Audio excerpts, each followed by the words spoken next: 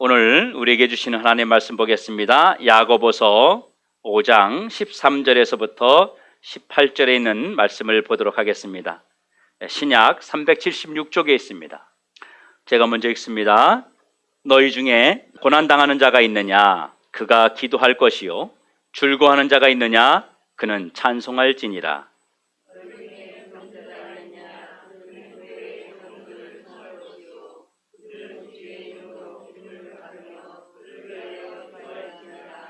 믿음의 기도는 병든 자를 구원하리니 주께서 그를 일으키시리라. 혹시 죄를 범하였을지라도 사하심을 받으리라.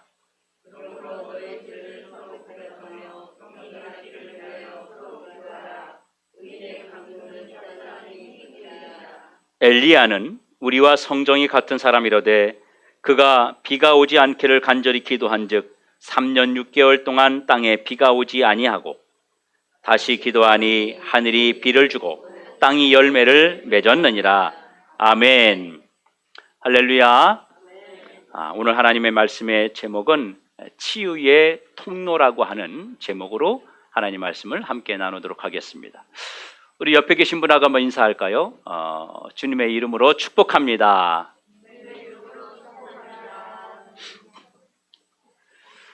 추석 연휴 잘 보내셨죠? 예. 여러분들을 이렇게 주일날 얼굴을 뵈면요, 정말 감사한 마음이 참 많이 들어요. 때로는 이제 성도님들의 신앙을 보거나 하면서 힘들 때도 있습니다. 이 단계를 왜 못 넘어갈까? 이런 아쉬움도 있습니다. 그런데 참 눈물나게 감사한 것은 예배를 시작하면서 이 앞에 서서 여러분들의 얼굴을 보면 한 사람 한 사람을 보게 되면 다 웃음이 나오는 거예요. 기쁨의 웃음이 나오는 거예요. 이 진심입니다. 뭐 다 이름을 거론할 수 없지만 손님들 많이 치렀을 텐데 저렇게 나왔네. 얼마나 힘들었을까? 이런 생각도 참 들고요. 여러 가지 어려운 환경들이 분명히 있는데 개개인들이 다 이런 환경들이 있는데 그것을 이겨내고 나왔다는 것에 대해서 아직 살아있구나 하는 마음이 참 듭니다. 너무너무 감사하고요. 그래서 때로는 힘들다가도 다시 한번 힘을 내서 우리 성도들에게 말씀을 잘 먹이고 신앙 성장할 수 있도록 기도하고 해야 되겠구나 하는 결단을 매번 하게 됩니다. 갑자기 제 아는 목사님 말씀이 생각이 납니다. 만났는데 목사님을 그 교회에 가서 만났는데 이렇게 말하는 거예요. 저한테 와서 목사님 이번 주일날 우리 교회 성도가 한 명도 안 나왔어요. 그러는 거예요. 그래서 2주 전입니다. 2주 전에 3주인가요? 3주 된 것 같아요. 왜요? 내가 나오라고 했는데요. 우리 예배 계속 드렸거든요. 코로나 무섭다고 안수 집사도 안 나왔어요. 권사도 안 나왔어요. 그 얘기를 하는데 저는 뭐라는지 아세요? 우리 성도들은 거의 다 나왔어요. 제가 대화 나눴던 이야기가 설교하기 전에 갑자기 생각이 나면서 감사하기도 하고 참 제가 입가에 미소를 띄우게 되었습니다. 고맙습니다. 여러분, 코로나로 인해서 우리 사회가 참 많은 변화가 있습니다. 명절에 고향 가는 것도 자제해달라고 요구할 정도로 큰 변화가 우리에게 있습니다. 명절을 맞이해서 고향에 부모님도 찾아뵈지 못할 정도로 우리가 참 힘든 시대를 지금 살아가고 있습니다. 지금은 우리 마음대로 할 수 있는 것이 사실은 그렇게 많지 않습니다.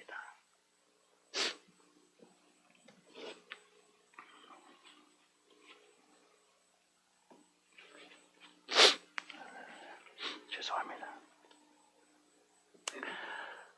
마트도 함부로 갈 수 없고요. 사람들도 마음대로 자유롭게 만날 수 없는 그런 상태입니다. 우리가 그동안 1년에 마스크를 몇 번이나 쓰고 살았습니까? 1년 동안 1년에 마스크를 거의 한 번도 쓸까 말까 할 정도로 그렇게 우리는 살았습니다. 그런데 요즘은 마스크 없으면 밖에 나가지도 못하고 마트에 가지도 못하고 대중교통을 이용할 수도 없는 그런 시대를 우리가 살아가고 있습니다. 이 상황이 빨리 마무리되기 위해서는 백신이라고 하는 것이 속히 나와야 되겠지요. 오늘 본문의 야고보는 우리에게 희망을 주고 있습니다.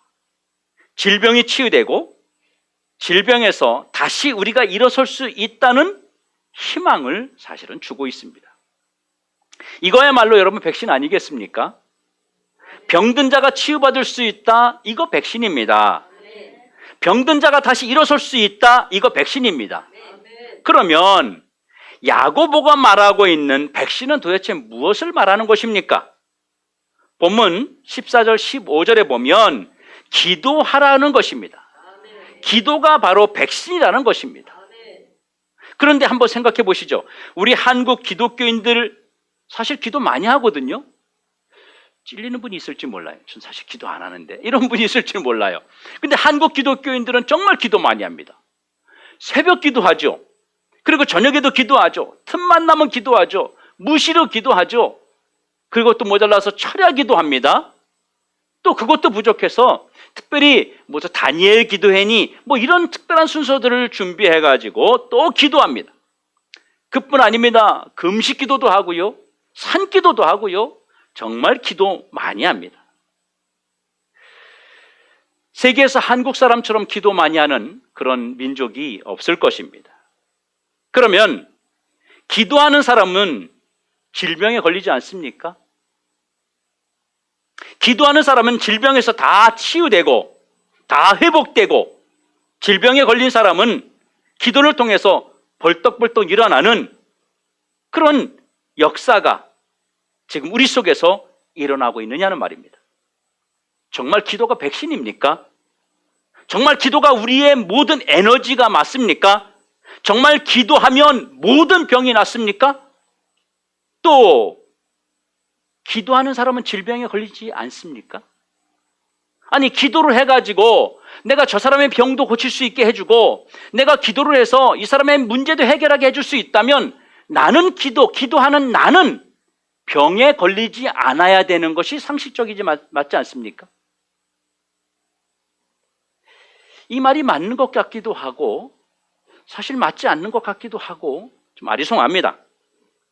오늘 예배 드리는 여러분 중에서 내가 기도해서 치료받았습니다. 내가 기도해서 일어났습니다.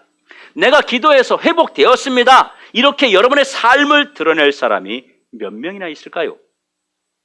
오늘 본문은 야고보서 5장 13절에서 18절 말씀에 6절밖에 되지 않습니다. 그런데 이 6절 속에서 기도하라는 말이 7번이나 나오고 있습니다. 기도하라, 간구하라, 구하라, 이런 말을 계속하고 있습니다.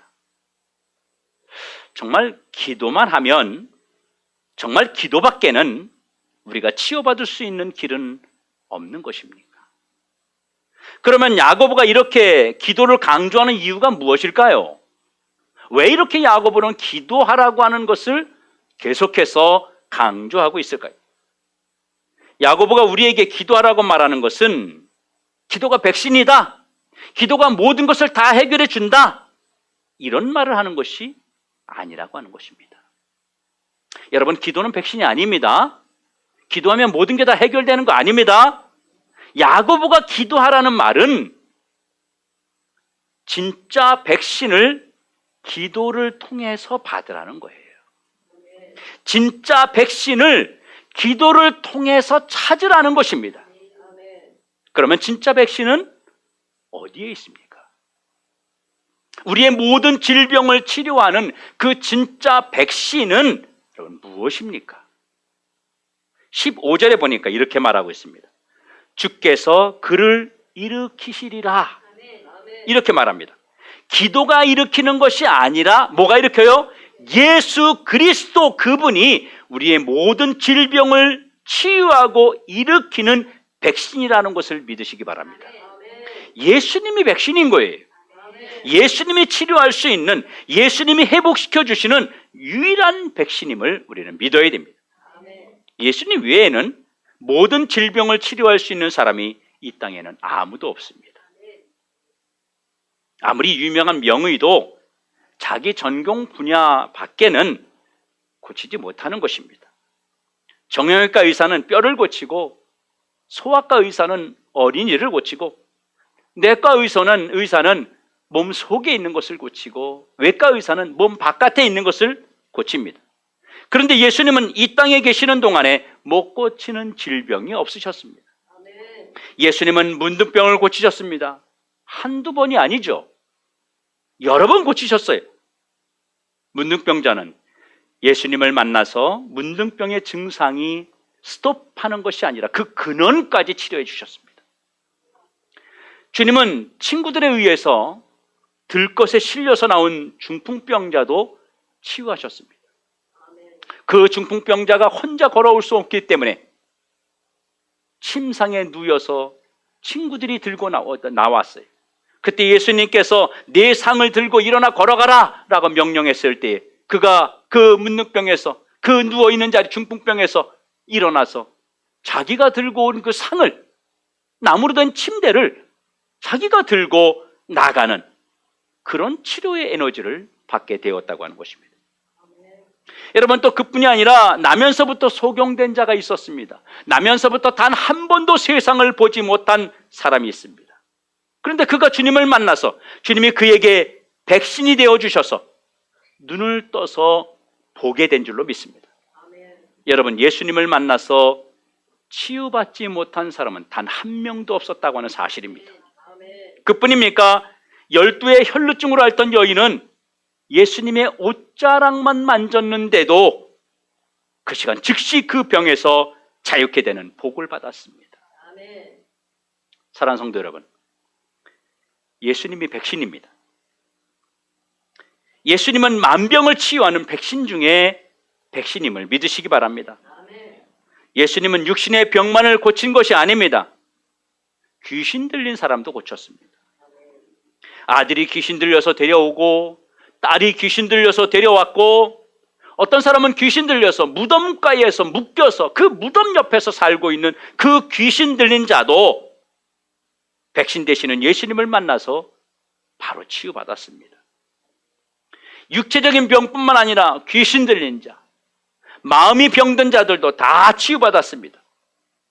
주님은 육신의 병, 마음의 병, 근심과 염려로 오는 병 들어가는 그 심령까지 주님을 만난 자들은 다 치유받았다고 하는 것입니다.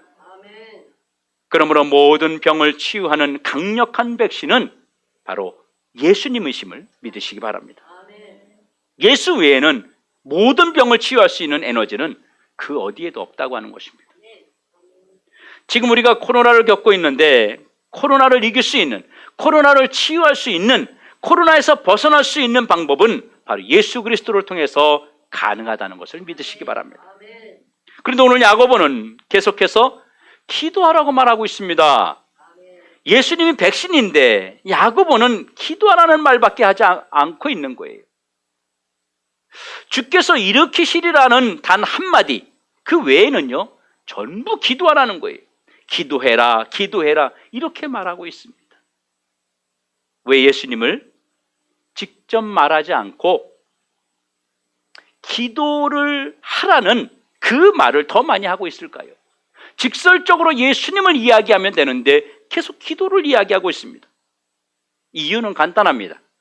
예수님이 기도라는 통로를 통해서 우리에게 백신이 되어 주시기 때문이라는 것입니다. 기도라는 통로를 통해서 주님이 우리에게 오시고, 기도라는 그 통로를 통해서 우리를 치유해 주시고, 기도라고 하는 그 통로를 통해서 주님이 우리를 일으켜 세워 주시기 때문입니다. 그러므로 기도는 주님이 나에게 다가오시는 통로요, 나를 치유하시는 통로요, 내게 역사하시는 하나님의 방법임을 우리가 받아들여야 한다는 것입니다. 오늘 본문 15절에 믿음으로 기도하라고 했습니다. 여러분, 믿음으로 기도하라는 거예요. 그냥 기도가 아니라 믿음으로 기도하라는 거예요. 믿음의 기도는 병든 자를 구원하리니 주께서 그를 일으키시리라. 믿음의 기도. 믿음의 기도는 어떤 것입니까? 내가 지금 이 시간 주님께 기도하면 주님이 나의 병을 고쳐주신다는 확신을 말하는 것입니다. 예수님이 나의 백신이 되어 주셔서 내가 예수님으로부터 치유받을 수 있다는 그 확신을 말하는 것입니다. 이 믿음을 가진 자의 기도가 주님의 놀라운 능력을 힘있게 될 줄로 믿습니다.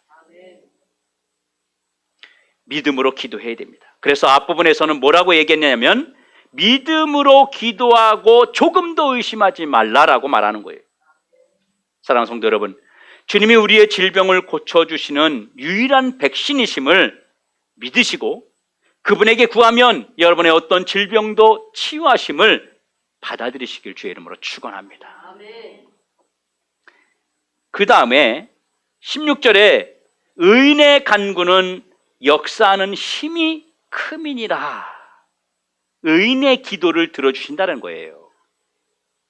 그러면 의인은 어떤 자입니까? 의인은 어떤 자를 말하는 것입니까? 로마서에 보면 이 세상에 의인은 없다고 말했는데 어떤 사람이 의인을 말하는 것입니까? 의인은 바로 구원받은 백성, 하나님의 자녀를 말하는 것입니다. 쉽게 말하면 예수 그리스도의 이름으로 구원받은 자는 누구든지 기도하면 주님이 치유해 주신다는 말씀이에요. 하나님의 모든 자녀들은 기도만 하면 예수님이 고쳐주시겠다는 말씀입니다. 오늘 저와 여러분은 누구입니까? 하나님의 자녀들이잖아요. 저와 여러분은 의인이잖아요. 구원받은 의인이잖아요. 그러므로 저와 여러분이 기도하면 주님이 우리의 기도를 들으시고 고쳐주신다는 것입니다. 그리고 서로 기도하라고 했습니다. 병든 사람, 지친 사람, 그런 사람들은 기도할 에너지가 없어요. 지금 몸이 아파서 죽을 지경인데 가가지고 기도하세요, 힘내세요 이런다고 기도하고 그런다고 힘이 나는 게 아니거든요. 그런 사람들은 스스로가 기도할 에너지가 없기 때문에 다른 사람들이 옆에서 누군가가 기도를 해 주어야 된다는 것입니다. 다시 말하면 기도의 동역자가 필요하다는 것입니다. 기도의 동역자는 누굽니까? 14절에 보니까 그는 교회의 장로들을 청할 것이요 그들은 주의 이름으로 기름을 바르며 그를 위하여 기도할지니라.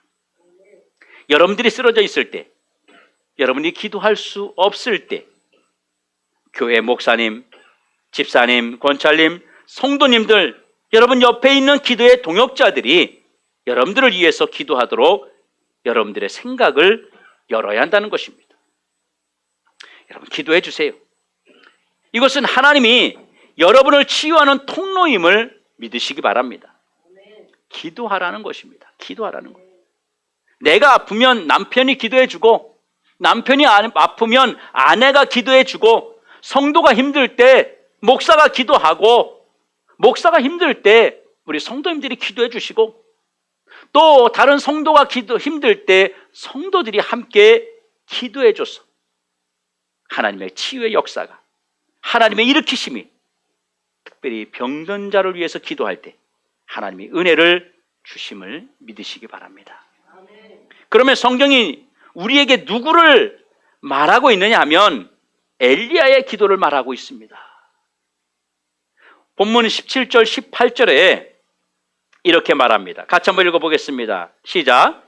엘리야는 우리와 성정이 같은 사람이로되 그가 비가 오지 않기를 간절히 기도한즉 3년 6개월 동안 땅에 비가 오지 아니하고 다시 기도하니 하늘에 비를 주고 땅이 열매를 맺었느니라.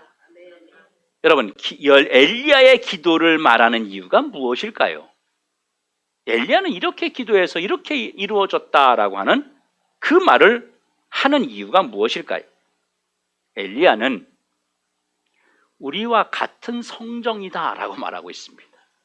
엘리야나 우리나 똑같다는 그 말이에요. 엘리야나 여러분이나 똑같다는 말이에요. 다를 게 아무것도 없다는 말입니다.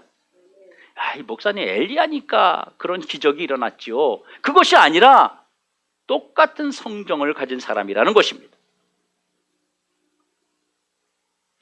하나님은 엘리야에게만 응답하시는 분이 아닙니다. 나의 기도도 응답하신다는 것입니다. 나의 기도에도 기적을 주신다는 거예요. 나의 기도에도 하나님이 역사하신다는 것입니다. 그런데 한 가지 의문점이 생깁니다. 그런데 우리가 열심히 기도하는데 왜 즉시 치유가 일어나지 않을까요? 내가 기도하는데, 나는 간절히 기도하는데 왜 문제가 해결되지 않고 왜 그런 기적이 일어나지 않을까요? 정말 우리가 열심히 기도하는데 왜 여전히 아픈 것이 계속되고 있을까요? 문제가 있기 때문입니다. 여러분, 질병이 오는 이유가 무엇입니까? 환경적인 원인이 있습니다. 자연이 파괴되고 오염되면 바이러스가 생깁니다. 그래서 이 바이러스들이 우리에게 질병을 가져다 주는 것입니다. 코로나는 타락한 오염된 세상에서 온 바이러스입니다. 독감, 감기, 폐렴, 에이즈 이러한 것들은, 많은 바이러스와 전염병들은 다 오염된 환경과 인간의 그 타락에서 오는 것입니다. 그래서 성경은 무엇이라고 말합니까? 성경은 두 번이나 강조하고 있습니다. 너희가 열심히 기도하라. 그렇게 하면 주님이 고쳐주시는데, 혹시 죄를 범했을지라도 사함을 받으리라. 그리고 또 한 가지는요, 서로 죄를 고백하라, 이렇게 말합니다. 우리가 죄를 범했을지라도 하나님 앞에 죄를 범해 사함을 받는다고 하는 것은, 내가 주님 앞에 회개하고, 다시 말하면 기도하면 사함을 받는다는 것입니다. 우리에게 질병이 있는데 우리가 열심히 기도하는데 치유가 더디 일어나는 것은 바로 타락을 멈추지 않았기 때문입니다. 또 하나는 적극적으로 하나님께 기도하지 않았기 때문입니다. 정말로 우리가 하나님께 열심 있게 이 오염된 타락한 세상에서 하나님 뜻대로 살려고 애를 쓰고, 정말로 주님 앞에 죄를 고백하며 우리 하나님 앞에 우리의 심령을 찢어버린다면 하나님께서 우리의 질병을 속히 치유해 주십니다. 우리가 똑똑히 기억하고 그런 하나님이 우리에게 말씀하신 약속이 있습니다. 역대하 7장 14절에 뭐라고 얘기했느냐면, 세상이 병으로 가득 차고 우리가 살기 힘든 그러한 절망적인 환경에 이를 때 너희가 어떻게 하라고 했냐면요, 하늘을 향하여 죄를 고백하고 회개하라. 그리하면 내가 그 땅을 고쳐줄 것이다. 성도 여러분, 회개할 때 우리의 잘못을, 우리의 거짓을, 우리의 범죄함을 내려놓고 철저하게 회개하며 기도할 때 하나님께서 우리를 모든 질병으로부터 일으켜 주시는 은혜가 있음을 믿으시길 축원합니다. 정말 힘든 시대를 살고 있습니다. 여러분, 더 이상 이 코로나 확산되면 안 되지 않겠습니까? 사실 염려가 되고 있어요. 이 추석 명절 이 이후에 정말 어떤 일이 일어날지 정부에서도 아주 민감하게 지금 바라보고 있습니다. 더 이상 이 질병으로 사회가 마비되면 안 됩니다. 그런데 안타까운 것은 백신이 예수님이란 말입니다. 주님이 고쳐주셔야 한다는 말입니다. 주님이 일으켜 세워주셔야 한다는 말이에요.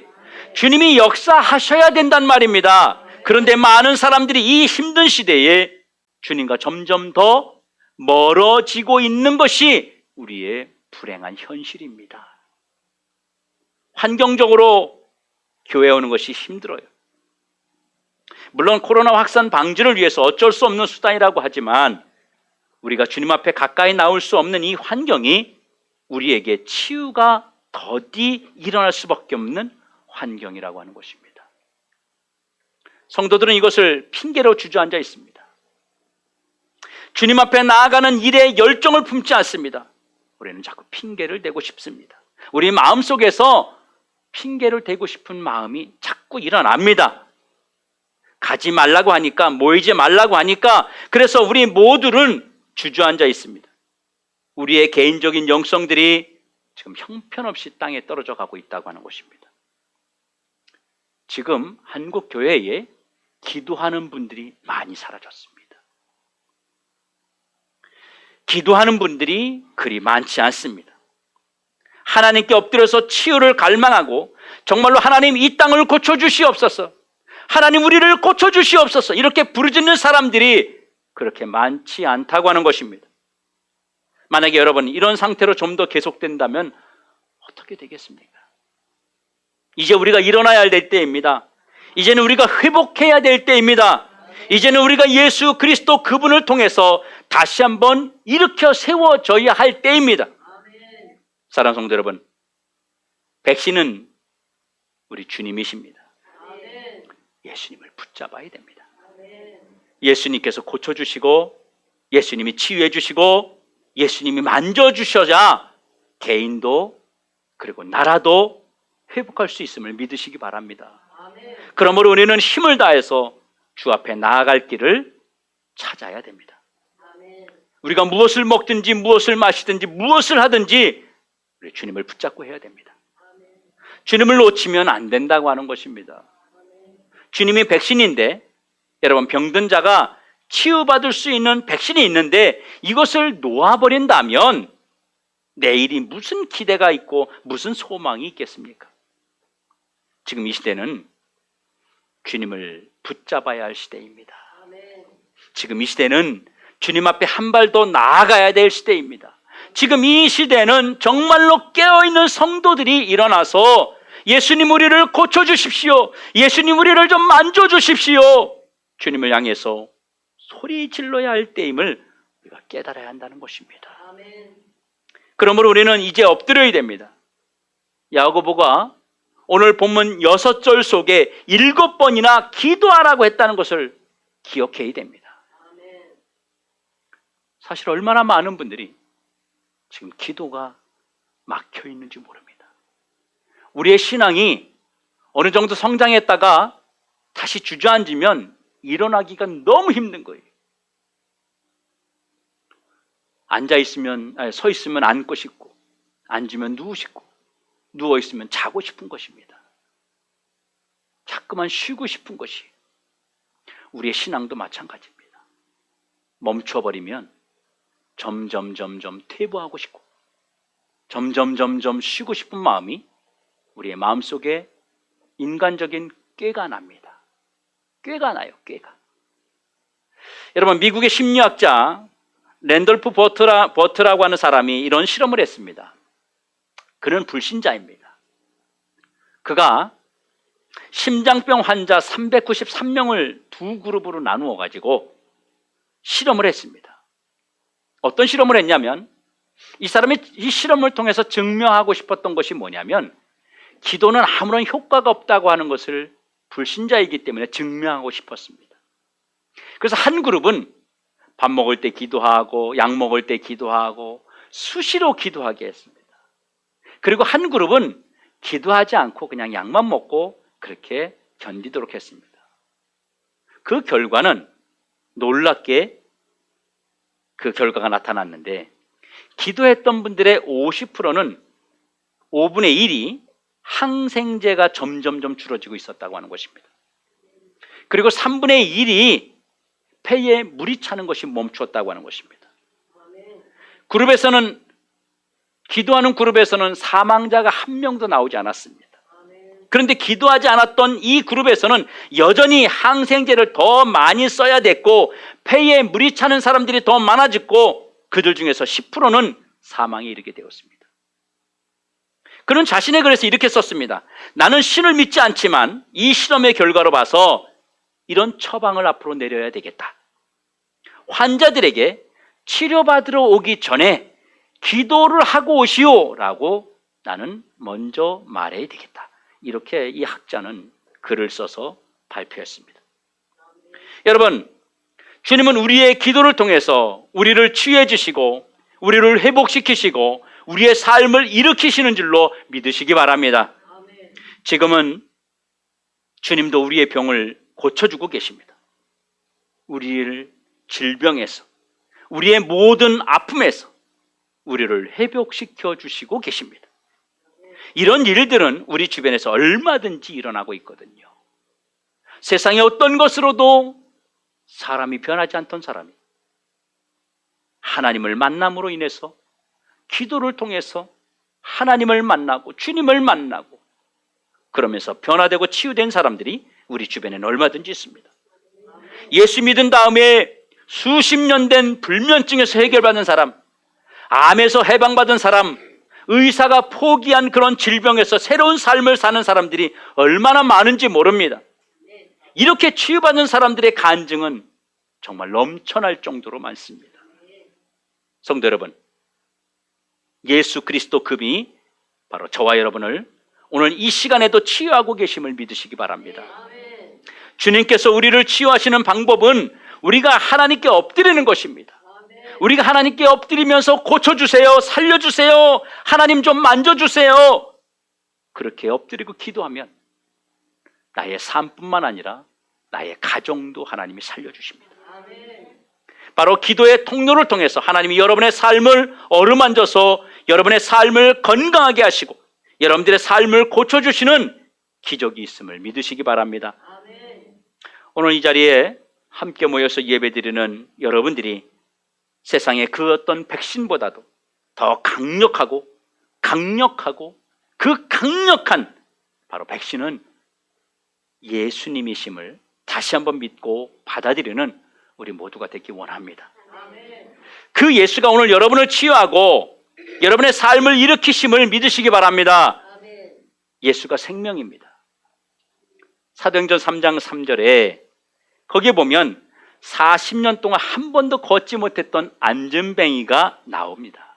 그런데 베드로가 그 앞을 지나가다가 베드로와 요한이 성전 미문에서 앉아서 구걸하던 그 거렁뱅이 안전뱅이에게 유명한 말을 했잖아요. 은과 금은 내게 없거니와 나사렛 예수 그리스도 이름으로 말하노니 일어나 걸으라.